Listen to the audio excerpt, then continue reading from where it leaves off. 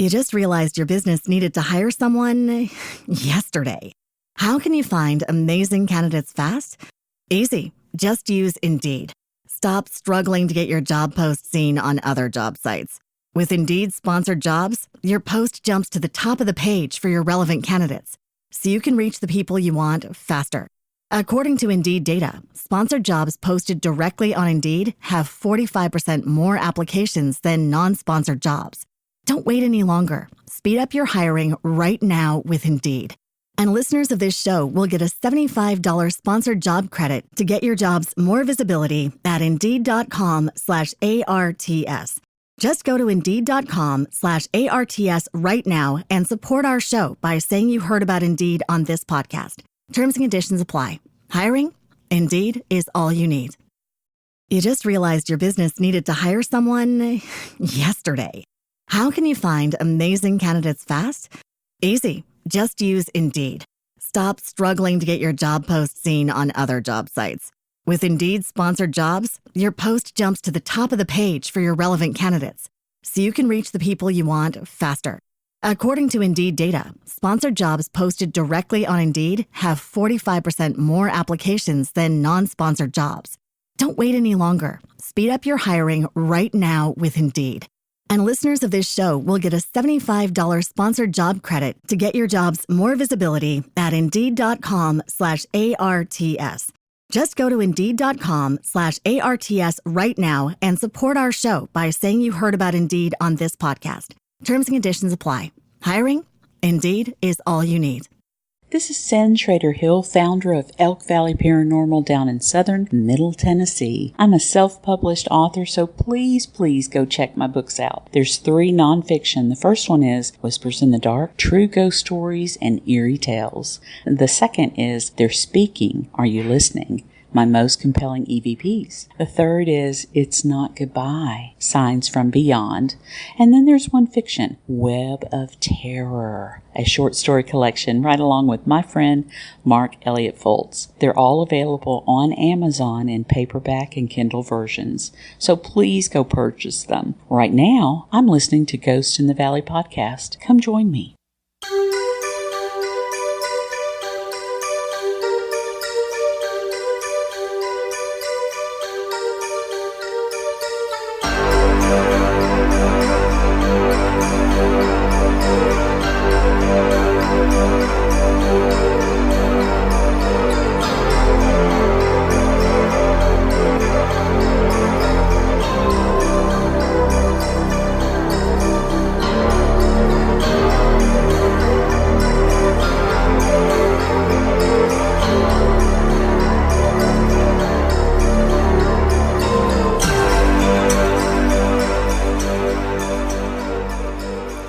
Hello and welcome to Ghost in the Valley podcast. I'm your host, Al Cooley.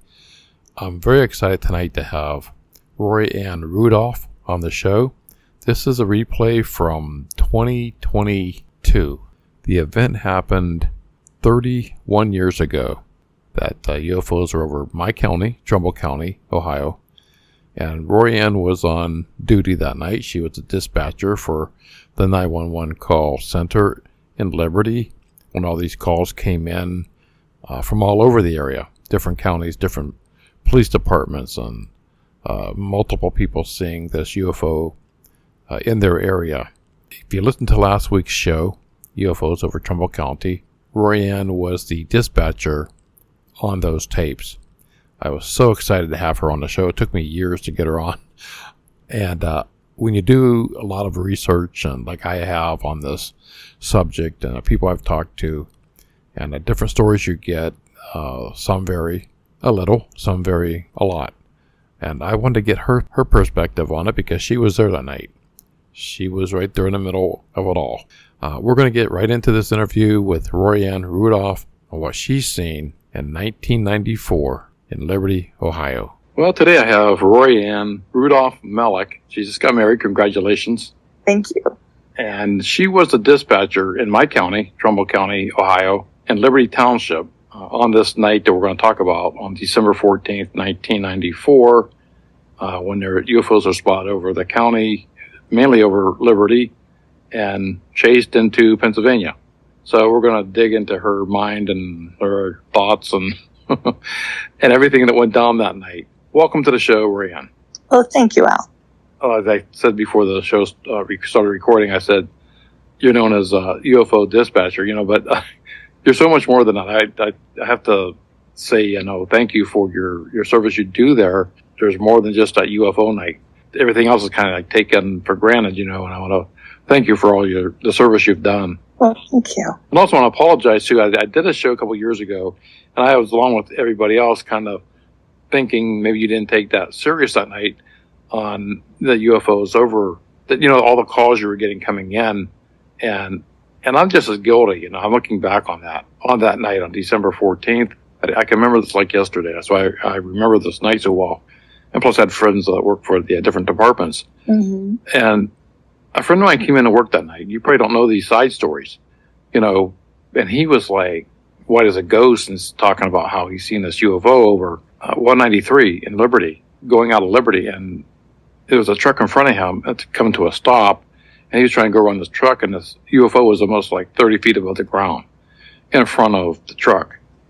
So he was telling all of us at work this, and we're like, okay, Bob, what were you drinking tonight? Before you came to work. So I'm just as guilty, But, I'm thinking back then, and what he was saying, that they got out of their truck. The truck driver got out. He got out of his car because the thing was just like sitting there.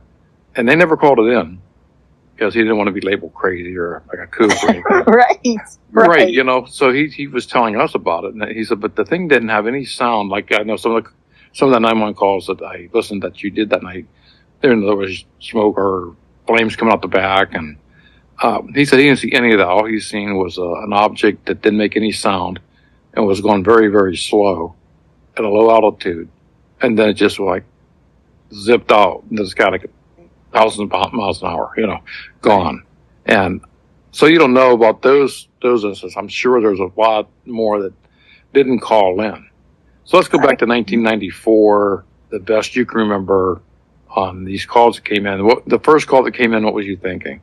I, like you did, I'm like, okay, somebody, we're by an air base. So you think, okay, we have a military installation nearby. You think something like that.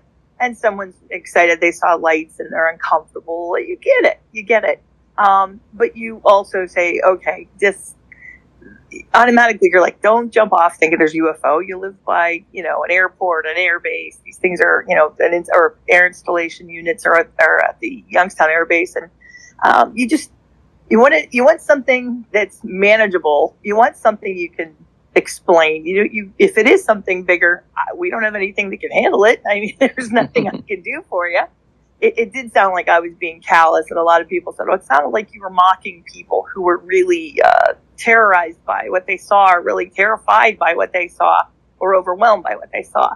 And while I understand that, when you're a 911 dispatcher, when you're a police officer, when you're any of these things, everything you deal with are people who are overwhelmed. So you have to bring it down a little bit.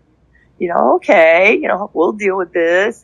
That's just kind of how you respond, because if you go and meet them at that same level of excitement, then you really don't seem to manage things quite as well. So yeah, the first couple callers kind of, okay, you saw some lights in the sky, you live by an air base. So then it went on, and then eventually we got a call from the news channel.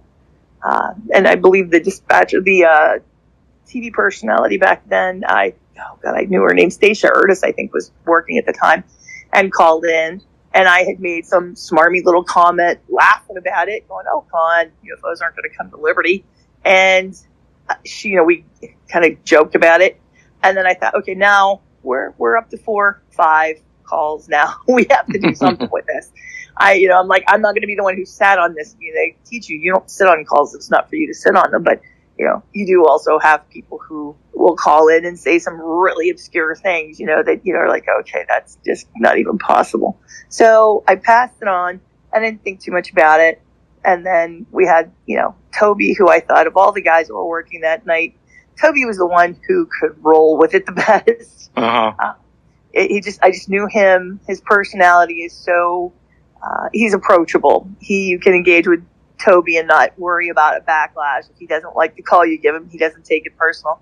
Not that other officers do, but when you work with road units, you know who's more tolerant, who's going to handle people who are maybe a little more fragile than other people, or calls like that. So you kind of know that. You had a good repertoire with Toby.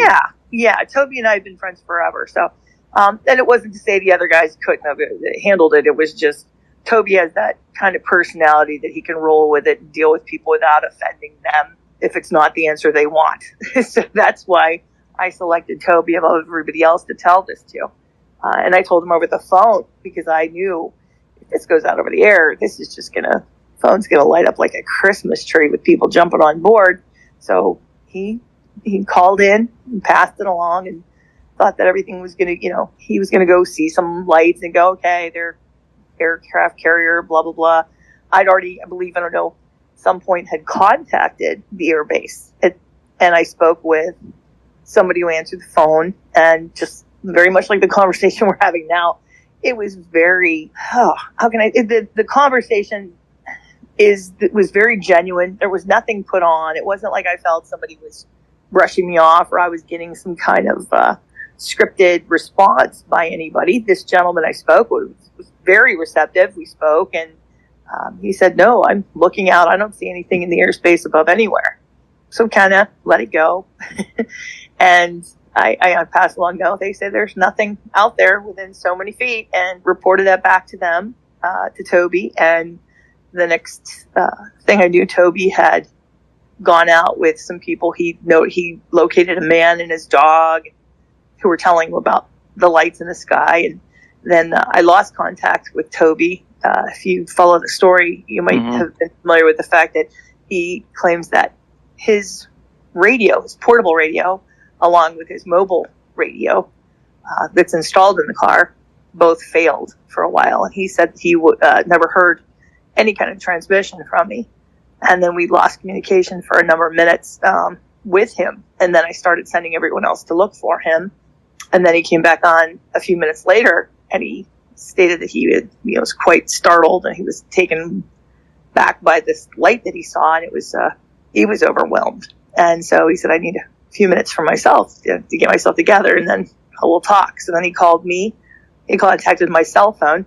No, I don't believe he was in my landline, or the landline in the dispatch, because it was a recorded call. And he's like, no, there were lights there. And then it was just, he was overwhelmed. He said, yeah, they shut everything, my radio down. I'm like, oh, you get out of here. No, I swear to you, Ryan, these lights were amazing. Right, I got the same story from a friend of mine who was with the Brookfield Police Department, and also Sharon. Yeah. So I'm thinking, and they were the same way, that they lost total radio communication. Right. And their cruisers shut down. Right. And then the one from Brookfield, I didn't, because like you were saying, I think, one of your other interviews I listened to, that they were a bunch of, some of the guys are some characters, you work with on the police, they can play some jokes and then joke around with you. Because it can get kind of boring, on certain nights. I worked security guard for like 5 years.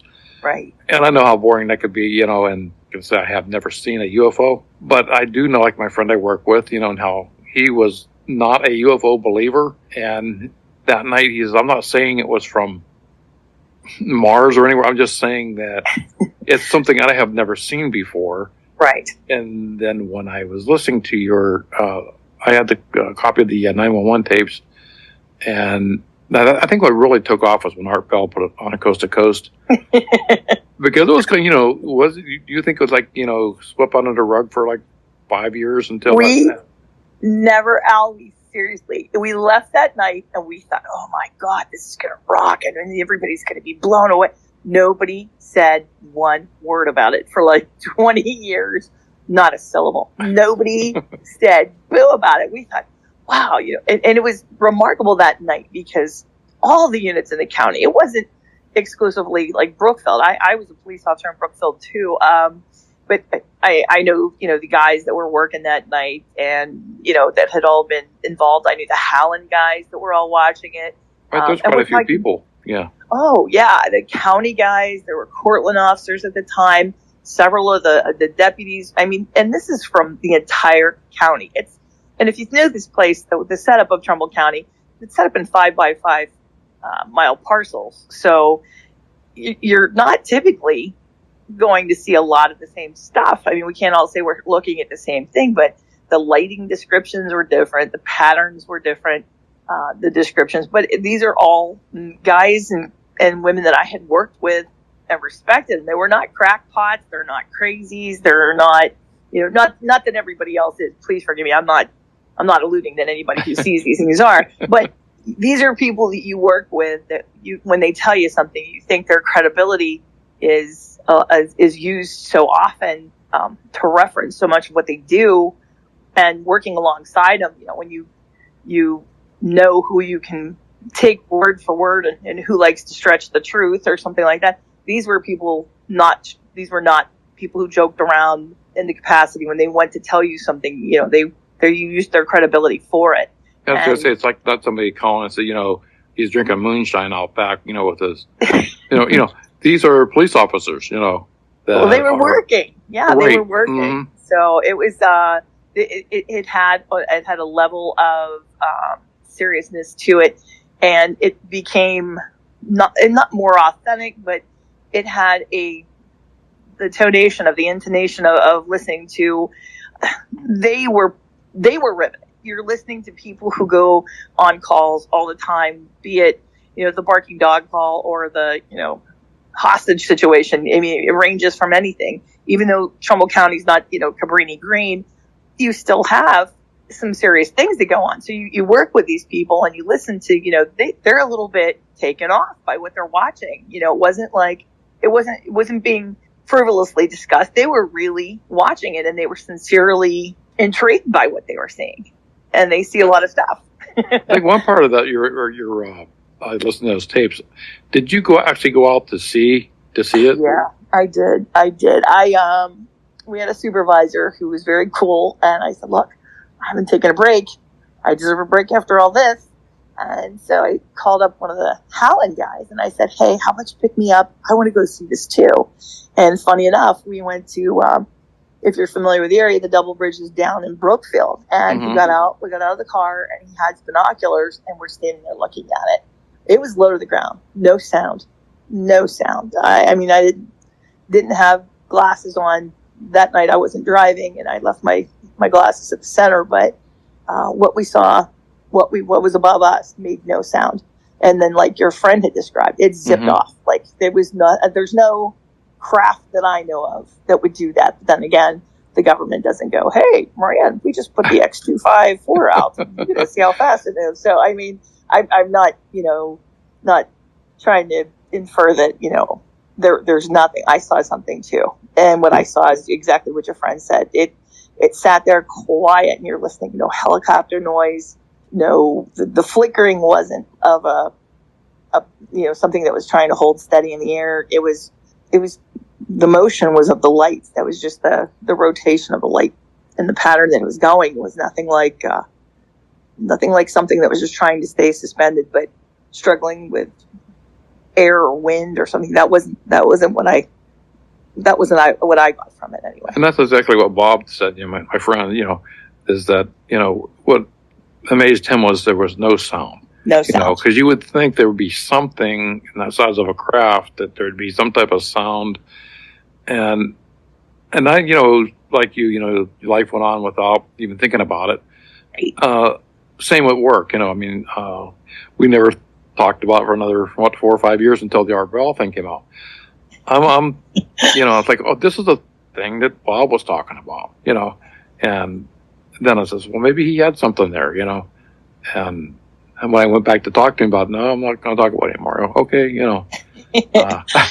Yeah, well, you take a lot of ribbing when this stuff comes on. Every time I've participated in anything and just shared, I'm not saying I got in a craft and I ran away and, I got something implanted. I'm not taking it to that, to any kind of level where I'm saying I was part of anything more than, listening to what I heard on the calls and what Toby relayed his experiences were and what I saw with my own eyes.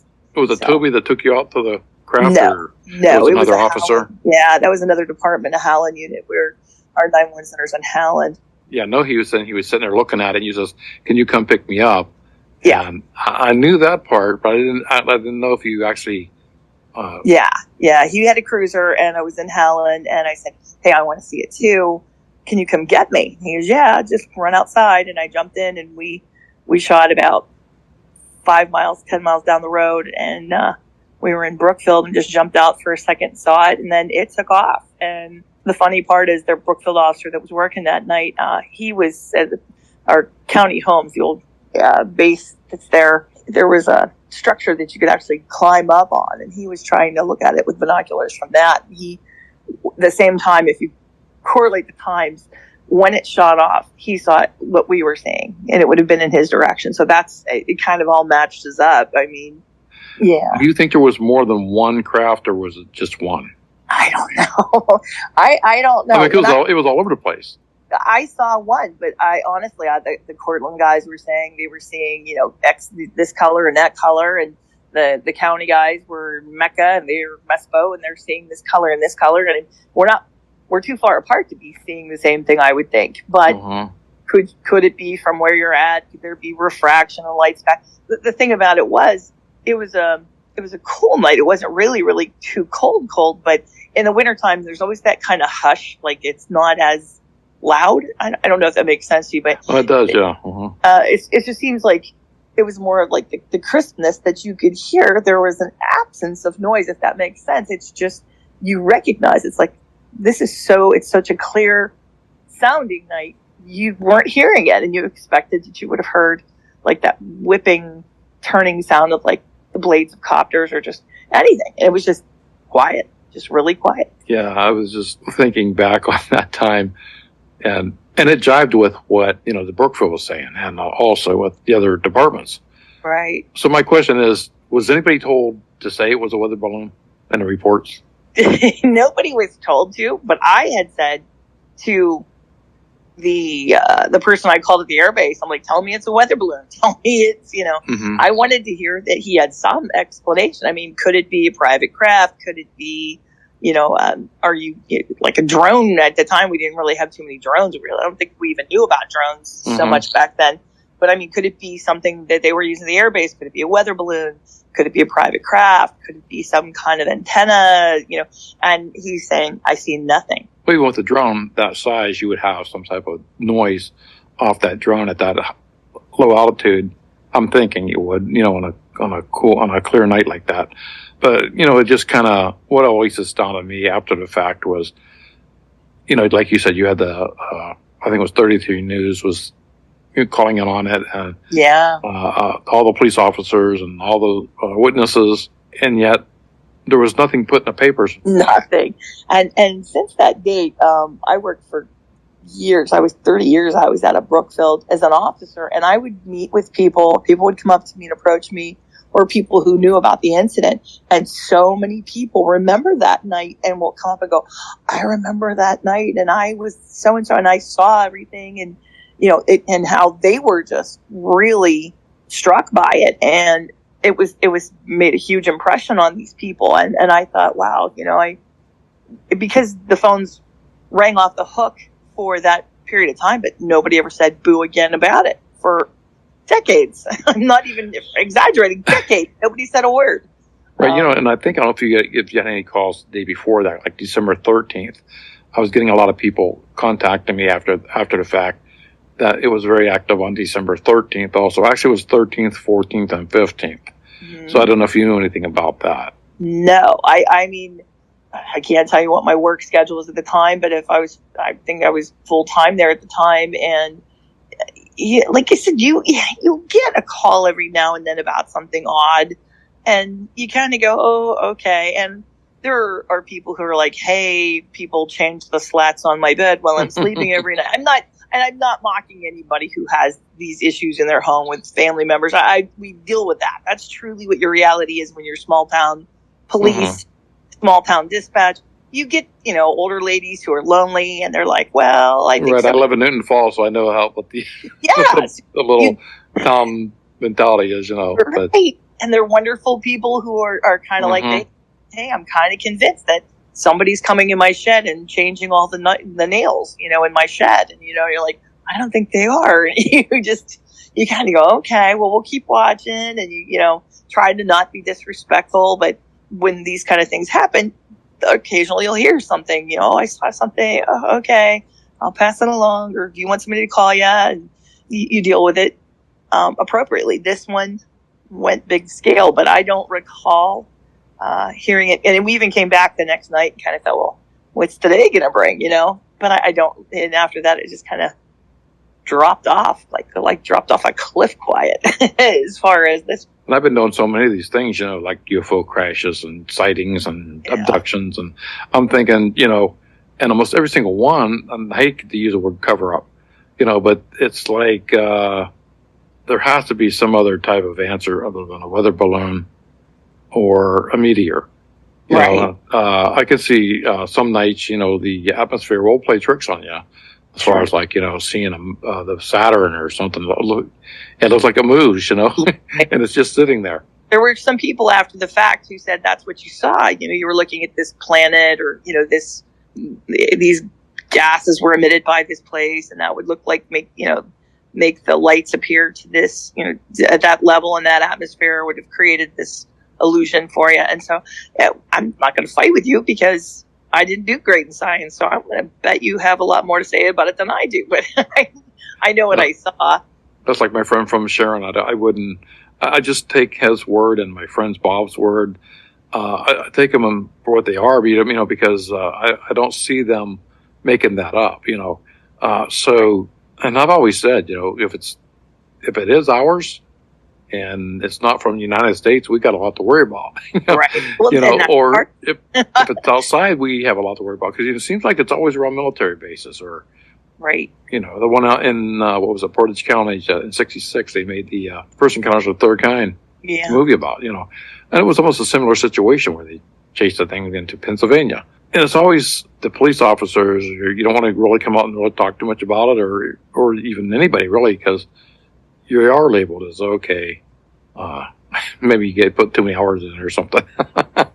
This guy, this person. No, you see what everybody else can't see. How special are you? But no, it's you. I'm sure if you're out and you study these things, and this phenomena is something that intrigues you, you start learning more about the similarities of the movements, the lights, the things that they were consistent. They were consistent from people who have a lot of credibility in my arena, how does a dog in a fight to say, hey, I'm trying to get on a TV show in 30 years that they'll make about this. It was nobody's angle. We were just like, let's stay awake till morning and hope that it's a quiet night. But it was not a quiet night there. So. Yeah, and I've had some of those nights I was working security, and I was out at the Camp Garfield a few times, and I was always stuck out that air base. And I kept thinking, well, you got all these military here. What can't they do their own security, And I would never see anything out there, But I had all these sightings that were coming into me later that you weren't there that night. I didn't see anything, You're one of the lucky ones that did see it, because I had a lot of people contacting me after the fact that they did see it and they didn't call in. I had the same experience. I saw so many people come up. I remember that exact night. I'm like, oh my gosh. Yeah, you can't answer my question as far as anybody tell you to put that in there. The government come in and squash the idea, or nobody said, hey, get them to tell to kibosh. I was telling you'll listen to it. I said, hey, tell me it's a weather balloon. Tell me it's this. Tell me it's that. I don't care what you tell me, but we can't say there's nothing because everyone's looking at something. But no, I was never told to go obtain any kind of response. It was just call them and see what they're saying. Call them and see, say we're seeing this. Do you see it? That was the only thing I had. And like I said, there was such a genuine honesty, and it was the same tone that we're using in our, just this genuine, I'm no reason to lie to you. Mm-hmm. This is the same tone. The guy was like, hey, no, I'm looking right now. There is nothing for within 500 miles. There's nothing 50 miles from where you're at, because there's nothing in this night sky at all. There's not one thing.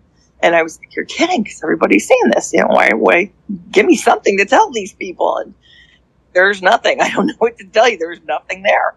No, since that night, have you had anything quite like that as far as like, I'm no longer a dispatcher or, no, I just left Brookfield like last year. Oh, really? Okay.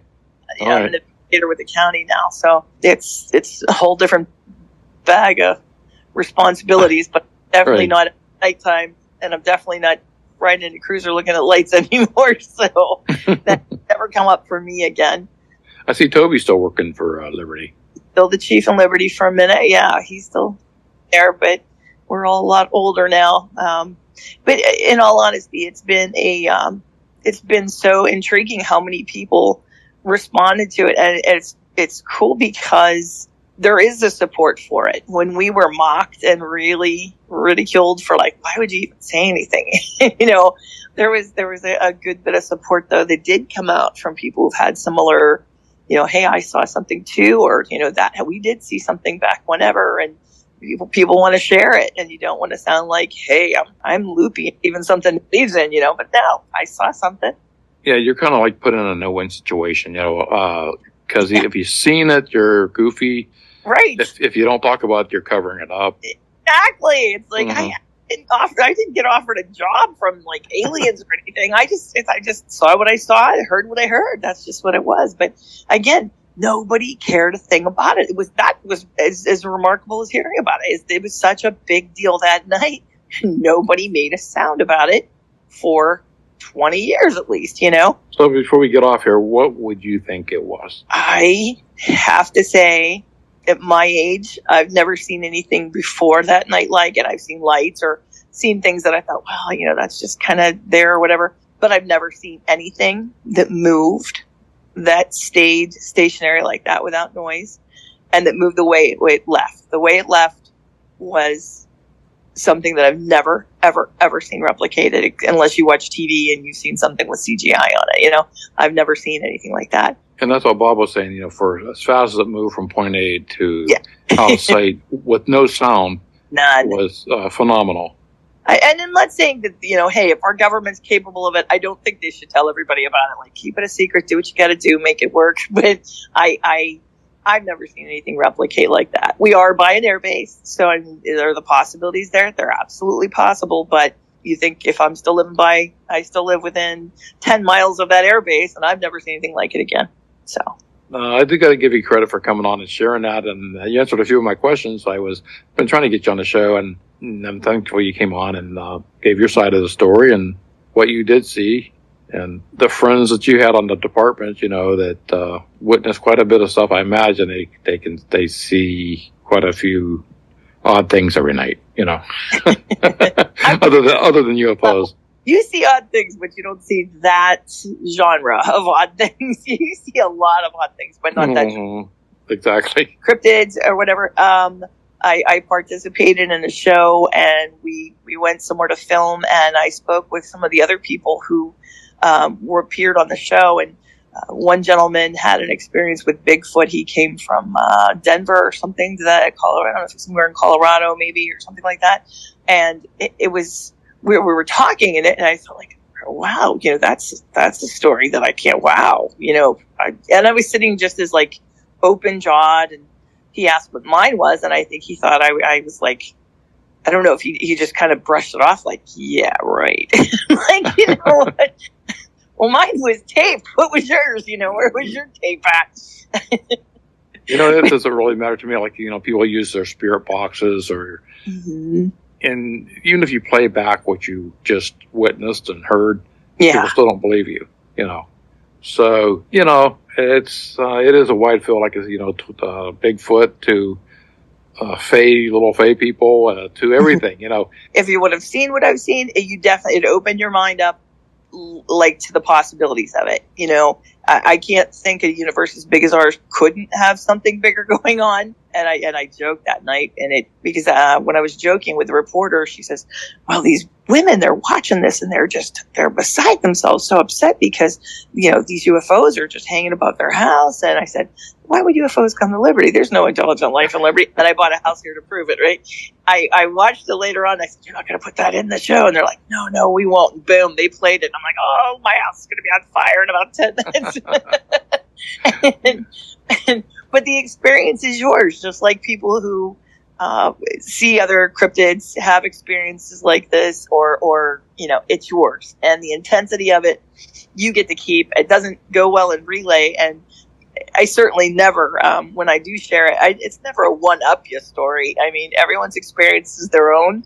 I'm not a liar. I've never sought anyone to seek my. People have come to me for the story of never said, hey, let me tell you about this. Thank you for coming on. I really appreciate that. I appreciate the time you've shared with me, and I appreciate you making it so easy to talk about this, and felt like anybody was thinking I was a kook or exploiting something that happened. And this shows what it was all about. I have so many different people with different paranormal stories that are different fields, and they can come on and express, to me, to other people out there that experience the same situation.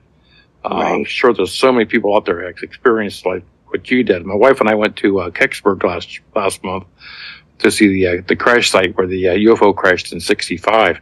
Mm-hmm. And I'm talking to the people in that town, and it's like, the same story that I keep hearing everywhere, in my opinion, too, is like to cover up from what they took out of that area. But then I have a friend of mine who also is affiliated with the Patterson Air Force Base, right, who tells me that you don't need to know everything. It's some things are not to be shared. Could you imagine the crisis this country went through with Covid when we had a lack of toilet paper? Yeah, now, right. Could you imagine what happens if they say we have beings from another dimension coming to our galaxy or whatever? It would be chaos. Overwhelming. It is overwhelming. And when the calls were coming in that night, there's a part of you that says, you realize, if this is true, we're not prepared to do anything about it. We're going to be right with you. There's nothing that Liberty's holding back. Is like their big, go get that secret how to deal with UFO book. There's nothing coming like that. And I'll be honest with you, through the years after this has come out, there's been nothing additional. There was no one like, the thing you didn't know. There's been none of that. And you would think after 20 years, if there was something that was available in the way of information, somebody would have passed it along. But you were saying about you work at 911 at Liberty Police Department. I was just curious, with the other police departments, like say Howland or Gerard or all the local other departments, if what they were dispatching back to their dispatcher. Well, we were all in the same room, and we could hear them. That was that night. You had the capability of listening to all the different frequencies, and that's what we okay. So while I'm listening to Howland, I also have the county dispatcher nearby, and she's expressing, hey, my guys are seeing X, Y, and Z here. They were, and that was what made it weird. If that would have happened 15 years before when we were all in our PSAPs, our own little departments, nobody would have had that. But the fact that we were all in the same room and in the phones were lighting up, and people are like, Liberty, line 5, Liberty, line 8, Liberty, line 4, and you're like, can't take all of them at once, so you guys are going to have to help out. So everybody was involved in it. Yes, yeah. You had a pretty wide area that you're working with, Yeah. But that came down was, a guest on our bell that night who actually stumbled upon the little township of Liberty that you live in, because he was looking at Liberty, Ohio, down by Dayton. Oh, yeah, that's how they found it, the wrong Liberty. Right, it was the wrong Liberty. He was looking for a UFO crash site. Right. And then he stumbled upon this, and he says, oh, wait a minute. Then you guys took off on the map from your own little town, And it to me, and to Toby, I speak for both of us when I say it's not sensational anymore for us because, we've talked about it, never repeated it. So, it's kind of come and pass, and it was a neat experience, but you will never believe it's the same renewed interest with every company that calls it just stumbles upon. It's like, this happened 20 years ago. This is not like we're not talking about last Tuesday. This is quite a while ago. Right, in 2 more years it'll be 30 years. Can you believe that? Yeah. It's unbelievable. But yeah, we were so at the time it was really wild that night. But after that night, I'll be honest with you, kind of became like, oh, that's an old hat, It's kind of weird. To me, it would be news to print if all these people's calling in for a UFO sighting and the Vindicators there or Channel 33. Not a word, not a syllable. That cover-up came into play when nothing was said and nobody could talk about it. Right. Thank you for coming on, and I really enjoyed talking to you. Well, thank you. I enjoyed it as well, and I really appreciate you giving me time and not making me feel like I was going to say something that was going to embarrass myself. So you take care, and I appreciate the time you spent with me tonight. Thank you so much. Thank you, Ann Rudolph. That was one of my favorite shows. I waited a long time to get her on the show, and I was so glad to meet her finally. I've had these tapes in my possession for, well, actually almost 25 years.